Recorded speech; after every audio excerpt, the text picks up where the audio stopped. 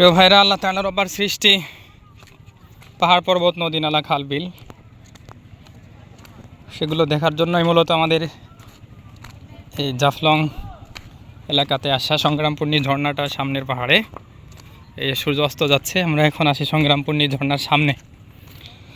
সংগ্রামপূর্ণী ঝর্ণাটা একটু পাহাড়ের ভিতরে গিয়ে দেখতে হয়।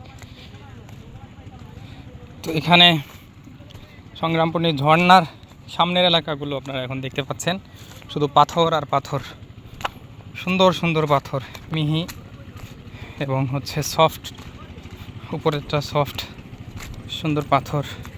পাথরগুলো আল্লাহ তাআলা এভাবে করেছেন বিভিন্ন উপায়, প্রাকৃতিক পরিবর্তনের মাধ্যমে। মনে হচ্ছে যে কোনো শিল্পী বা বিশেষ কোনো কারিগর এই পাথরগুলোকে ঘষে ঘষে এমন করছে, আসলে তা নয়। প্রাকৃতিকভাবে এই পাথরগুলো এতটা মসৃণ। এটা হচ্ছে বিকালের দৃশ্য। এখানে আসলে পানি থাকে,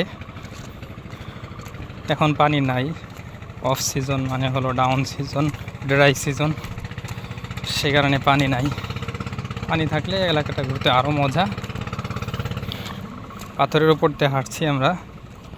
আল্লাহ তাআলা আমাদেরকে সমতল ভূমি দিয়েছেন, যার কারণে আমরা সহজে হাঁটতে পারি, চলতে পারি। যদি সারা দুনিয়া এরকম পাথরের ভূমি থাকতো, আমাদের চলাটা কঠিন হয়ে যেত। বাকি আল্লাহ তাআলা এভাবে দিয়ে দেখিয়েছেন, বুঝিয়েছেন যে আমি এভাবেও সৃষ্টি করলে করতে পারতাম, কিন্তু আমি সেভাবে না করে তোমাদের জন্য পৃথিবীকে, জমিনকে বিছানার মতো করে দিয়েছি, অর্থাৎ তোমরা জমিনে সহজে চলাচল করতে পারো। এ হচ্ছে জাফলংয়ের দিকের দৃশ্য। ওই সামনের যে পাহাড়গুলো দেখা যাচ্ছে, এগুলো ইন্ডিয়ার সীমানায় আছে কিছু। এগুলো ইন্ডিয়া এবং বাংলাদেশের পাশাপাশি। যা দেখতে পাচ্ছেন তার ডান দিকে হচ্ছে বাংলাদেশের সীমানা, বাম দিকে হচ্ছে ইন্ডিয়ার সীমানা। তো এখানে আপনারা